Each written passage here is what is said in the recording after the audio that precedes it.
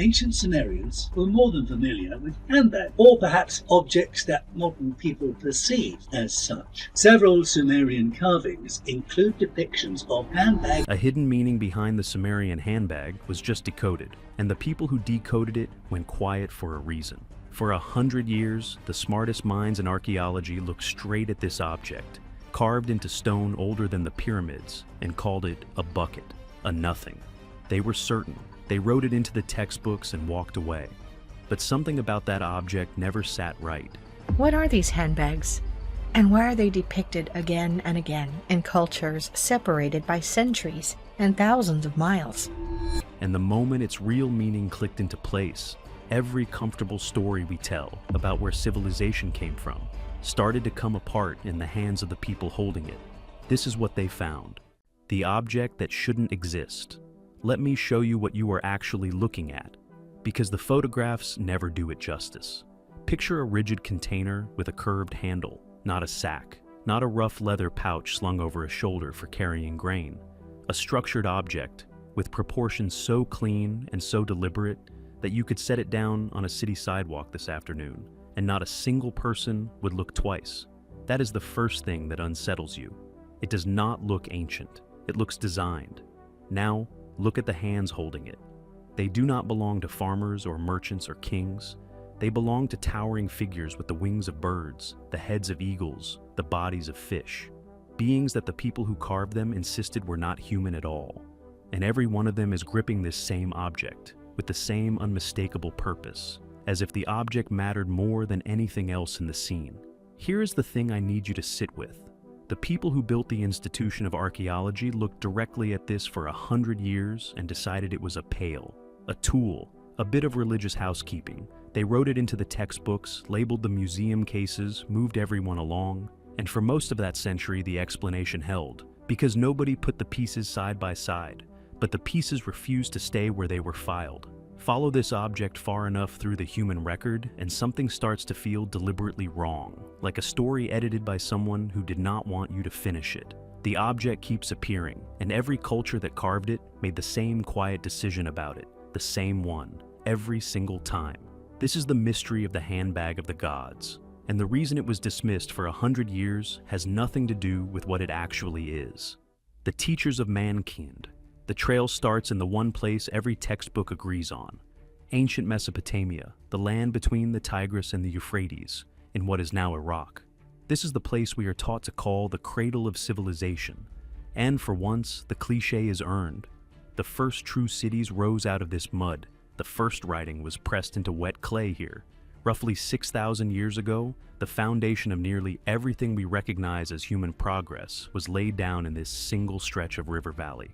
The Sumerians built the earliest of those civilizations, and you have to understand something about them. They were obsessive record keepers. They left behind thousands of clay tablets in cuneiform script, documenting their laws, their trade, their poetry, their gods. They wrote down almost everything. And buried inside what they wrote down is a class of beings almost no one outside of specialist circles has ever heard of, the Apkallu.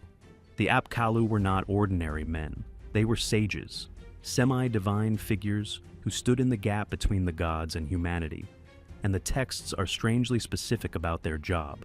They arrived after a great flood had destroyed the previous world, and then they rebuilt it. They taught humans how to raise cities, how to plant and harvest, how to write, how to calculate, how to make law. They were not background figures in the mythology. They were credited by name as the founders of everything. In the carvings, the Apkallu take a few different forms. Some are winged men in elaborate robes, some have the heads of eagles, and some are fishmen, half human and half sea creature, which carries us straight into one of the strangest figures in the entire ancient world. Oans, here is the moment I want you to picture, not as a citation but as it would have happened. A Babylonian priest named Berossus, sitting in the 3rd century BCE, working from sources already ancient to him, sets down the account in writing. He describes a being that rose out of the Persian Gulf in the earliest days of the world. It had the body of a fish, but beneath the fish head was a second head, a human one. Human feet emerged from beneath the tail. By day, this being came up onto the land and taught people writing, science, art, agriculture, and law. By night, it went back down into the sea. Berossus writes it the way you write something you believe is true and inherited, not something you invented. Oans and the Apkallu are the same idea wearing different skins. Divine instructors who handed humanity the blueprint for civilization and then stepped back. And across thousands of years of Mesopotamian art, almost every single time these beings appear, they are holding the bag.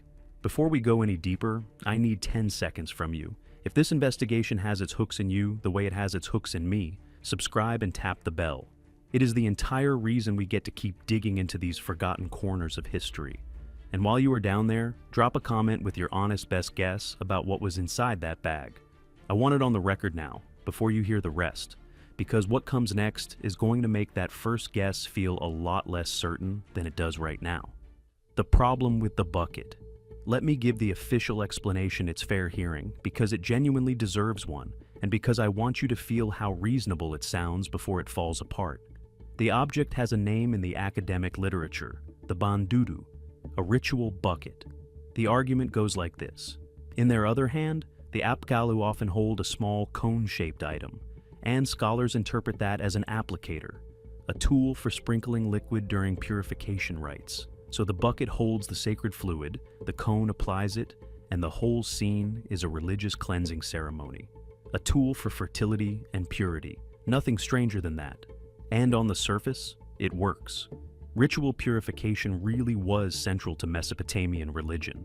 The bucket and cone pairing really does turn up in scenes that look ceremonial. If you want the answer that asks the least of you, the bandudu is sitting right there, and most people take it and go home. But here is where it stops being comfortable. 3 problems will not leave the room, and once you have seen them, you cannot stop seeing them. The first problem is who is holding it. These are not anonymous temple staff doing chores. These are the Apkallu, the beings the entire civilization credited with founding civilization itself. They are carved standing beside the Tree of Life, one of the single most sacred symbols in all of Mesopotamian thought. They appear in the throne rooms of kings, in the most charged religious spaces a society had. So, ask yourself honestly, would the beings remembered for giving humanity writing and mathematics and law really be immortalized over and over for the rest of recorded history, holding a water pail? Would the symbol most tightly bound to the founders of civilization be a cleaning bucket? The second problem is the object itself.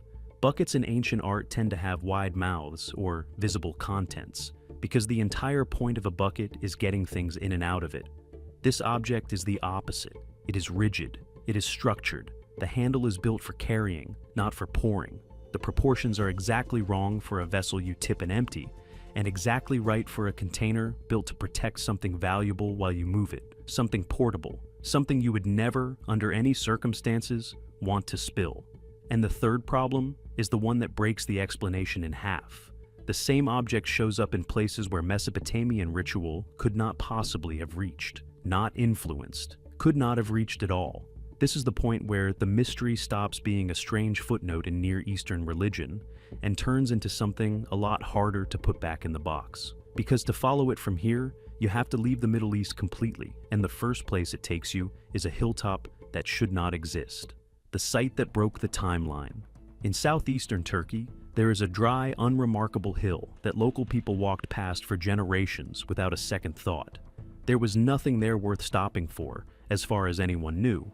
Then archaeologists put a trench into it, and what came out of the ground rewrote the calendar of the human species. Göbekli Tepe. Imagine being one of the people on that dig. You are clearing soil expecting at most the remains of a medieval settlement. Instead, the earth gives up enormous stone pillars, arranged in deliberate circles, carved with animals and symbols and human figures. This is not a campsite. This is a ceremonial complex built with planning, coordination, and unmistakable purpose. And then the dating comes back and you have to read it twice because it says the structure is more than 12,000 years old. Sit with that number because everything bends around it. Göbekli Tepe predates the supposed invention of agriculture. It predates pottery. It predates permanent settlements. It predates almost every single thing historians considered a prerequisite for raising monuments out of stone. According to the timeline everyone agreed on, the people who built this were hunter-gatherers, small mobile bands at the very end of the Ice Age, surviving with stone tools. They were not supposed to have the organization, the labor, or the technical knowledge to quarry, move, and carve massive stone monoliths. And yet, there it stands. Impossible according to everything we thought we knew, and completely physically real in the ground today. Now, here is the part that turns the entire investigation, the moment that should put a cold feeling in your chest. Among the carvings on those ancient pillars, on stone that has been sitting in the dark for 12,000 years, is the handbag. The same structured container, the same curved handle, the same proportions you find pressed into Mesopotamian stone 7,000 years later. Picture the moment an excavator's brush clears the last of the dirt off that shape, and the recognition lands, the slow, cold realization that this thing is here, on this pillar, at this impossible date. This cannot be a bandudu used in a Sumerian purification rite, for one reason that has no escape. Göbekli Tepe was built at least 7,000 years before Sumerian civilization existed. 7,000 years. Whatever this object meant to the people who cut it into that hilltop, it had nothing to do with Mesopotamian ritual, because Mesopotamian ritual would not be invented for 70 more centuries. So, what was it?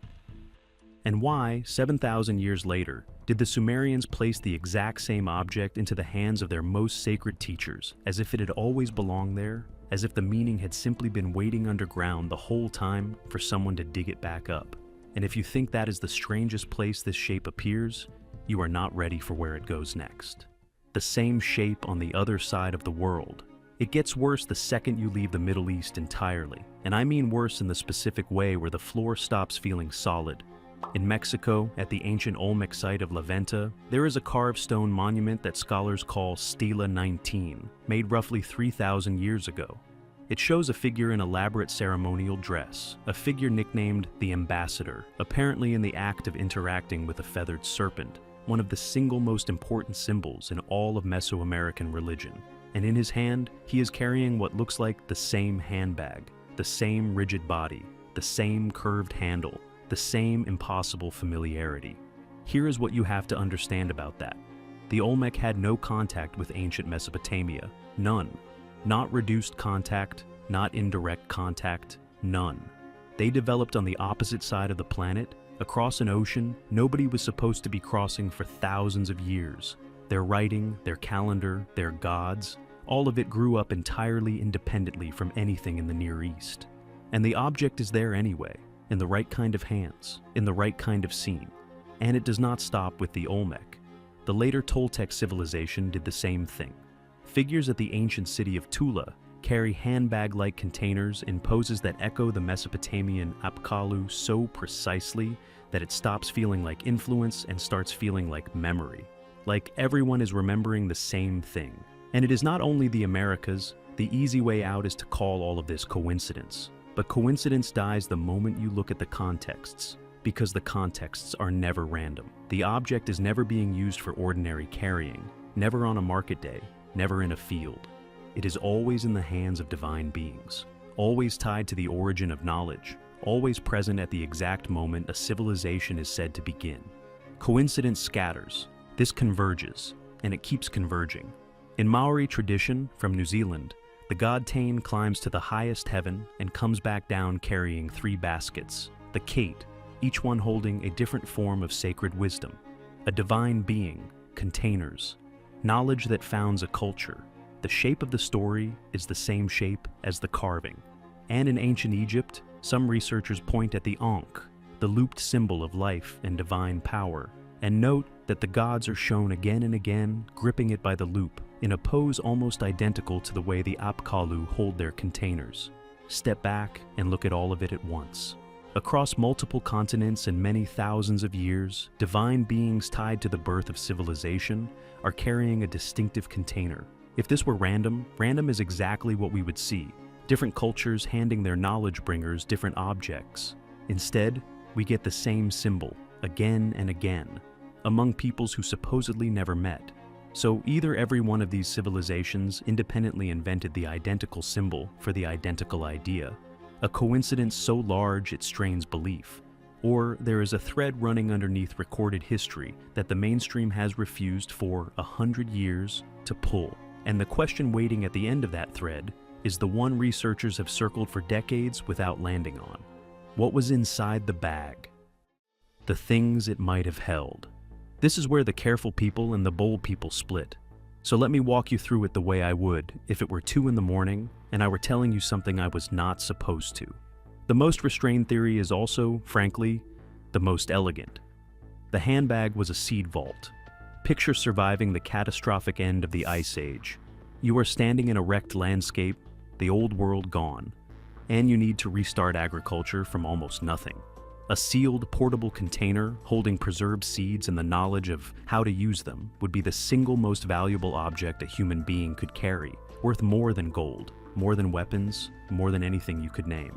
And the timeline fits this like a key sliding into a lock. Göbekli Tepe rises right at the end of the Ice Age, in the exact window when agriculture is supposedly first appearing. The Apkallu were credited specifically with teaching humanity to farm. A sacred container holding the means to restart the world makes its holy status obvious. That is the safe answer. Hold on to it because the next ones do not let you stay safe for long. The second theory says it held something far past seeds, a portable power source. This one grows directly out of a question the mainstream has never actually answered, only walked carefully around. How did ancient people build what they built with the tools they supposedly had? The colossal stones at Göbekli Tepe, quarried and moved and raised by people who were not supposed to have agriculture yet, let alone engineering. The surgical precision in later Mesopotamian stonework. It all points toward capabilities nobody can fully account for. If that container held a technology that could move matter or channel energy in ways we still do not understand, it would explain 2 things at once: the object's sacred status and its permanent bond with the beings who taught humanity to build. They were not just bringing the instructions, they were bringing the means. The third theory goes further still, and this is the one that makes people go quiet. The handbag held a genetic toolkit. Creation myths from culture after culture describe gods making or reshaping humanity, fashioning people deliberately for a purpose. The Sumerian accounts are blunt about it. Humans formed from clay mixed with divine blood. What if those stories are not metaphor, but a distorted memory of something that actually happened, and the container held the technology that turned ordinary hominids into beings capable of writing, mathematics, and law? It would explain why the object sits so close to the origin of humanity itself, in the hands of the exact beings credited with making us what we are. There are wilder theories past these 3, the consciousness expansion devices and the reality-altering machines. But those collapse under their own weight the moment you press on them, and they are not worth your time tonight. Stay with the 3 that hold, because notice the one thing all 3 of them share, the thing you cannot unsee once you have seen it. Not one of them is a bucket. Whatever was inside, it was important enough to be carved beside the founders of civilization, important enough to appear in sacred contexts on opposite sides of the planet, important enough to survive in human memory for more than 12,000 years. And if it mattered that much, there is a question the official story has never once been able to answer. Where did it go? Why did it vanish? If this object mattered as much as everything we have just walked through suggests, then the official narrative has a hole in it the size of a continent, and the hole is this: the symbol disappears. Think about the arc of it. It is everywhere at Göbekli Tepe, 12,000 years ago. It runs through Mesopotamian art for thousands of years after that, in the hands of the most sacred beings the culture had. It surfaces in Mesoamerica, carried by figures tied to the feathered serpent. And then, gradually, it fades out. Later, civilization stopped depicting it with anything like the old frequency. The object that once stood at the absolute center of how cultures pictured their divine teachers becomes rare, then occasional, then gone. Something that was clearly enormous to ancient people was either forgotten or removed. And there is a real difference between those 2 words, a difference you can feel. The gentle explanation is that the bringers left. If the Apkallu and Owans and their counterparts were real, whatever they actually were, they may simply have finished their work and departed, and the symbol lingered in cultural memory the way a face lingers after someone is gone, fading a little more with every generation that never saw them. But here is the darker reading. As organized religions consolidated power, they had every reason to suppress traditions that credited civilization to beings other than their own gods. A rival origin story is a direct threat to anyone claiming exclusive access to divine truth, and the pattern of deliberately erased knowledge is not speculation. It is one of the best documented things in all of history. Burned books, torched libraries, heresies scrubbed from the record by the people who won. Some push this further, pointing at hidden archives and mystery traditions that supposedly preserved exactly what the mainstream was determined to forget, and suggesting the object's true nature was recovered in modern times and is being kept quietly out of public view. You do not have to accept the most extreme version to feel the weight of the basic one. Things this important do not just evaporate. Someone usually decides they should, and once you accept that the disappearance might have been a choice, you are forced to ask who the beings carrying it actually were, because the answer that fits the evidence best is not the one anyone wants. The lost civilization. What if the beings carrying the handbag were not gods in any supernatural sense, and not visitors from somewhere else, but survivors? Survivors of a human civilization that existed and was destroyed before recorded history was allowed to begin. I know exactly how that sounds, but this idea has gained real, serious traction over the last 20 years, and not from people on the internet. It comes from physical evidence piling up faster than the standard timeline can absorb it. Göbekli Tepe already proved that monumental construction existed thousands of years earlier than anyone believed possible, which means the timeline was wrong once already, badly in exactly this direction. Submerged ruins off the coasts of India and Japan hint at settlements now drowned under hundreds of feet of water, in places that were dry land before the seas rose. And climate science confirms, without controversy, that the end of the Ice Age involved catastrophe on a planetary scale. So, follow the thought all the way down. What if a civilization existed before those catastrophes, reached a level of capability we cannot fully reconstruct from the little that survived, and when its world was destroyed, its survivors scattered across the globe carrying the knowledge to start over?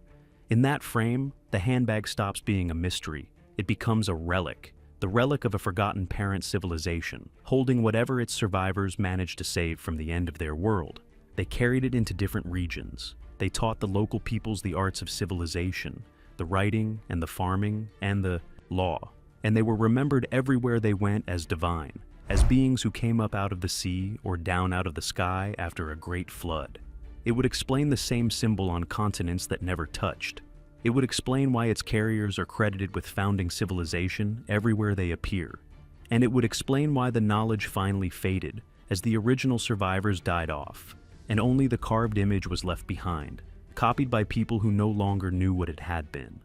And if that is true, then there is one more question waiting, and it is the worst one of all.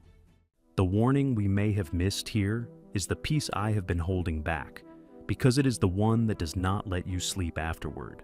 If the object held advanced technology from a previous civilization, and that civilization was wiped out by catastrophe, then a question forms that you cannot unform once it is in your head. Was the technology in the bag connected to the catastrophe that destroyed them? This is not a loose thread you can ignore. The Younger Dryas impact hypothesis, supported by a growing body of geological evidence, proposes that the Earth was struck by fragments of a comet roughly 12,000 years ago, triggering continent-scale fires, floods, and a violent collapse of the climate.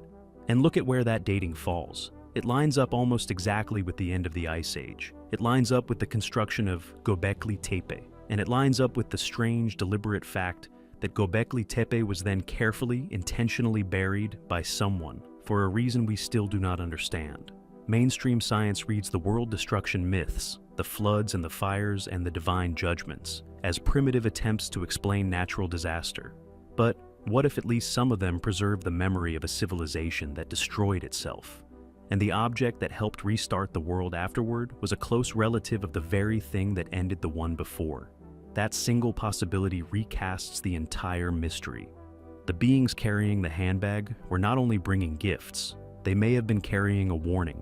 The tool and the tombstone in the same container handed across to us with the contents kept deliberately hidden.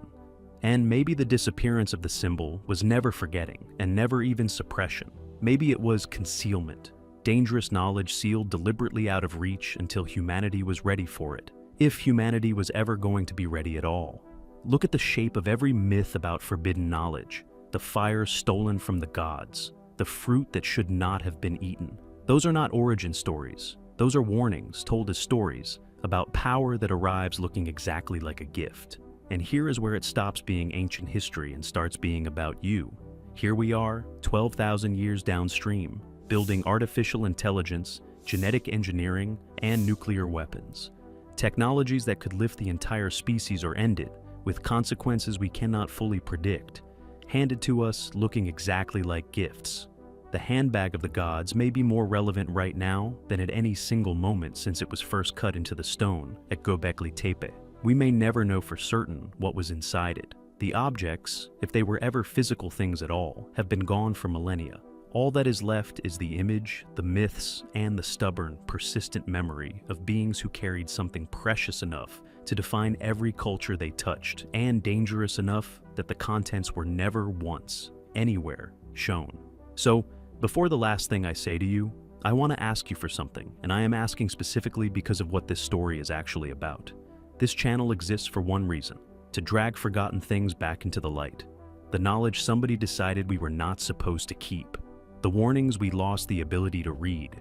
If that is the work you want to keep seeing, subscribe and hit the like button right now, because that is the single thing that decides whether investigations like this one survive or get buried. Like everything else in this story, got buried. Do it for the version of you that genuinely needs to know what was inside that bag. And then tell me, after everything you just heard, what do you actually think was in it? A seed vault that let humanity start the world over. A power source we lost and are about to rediscover.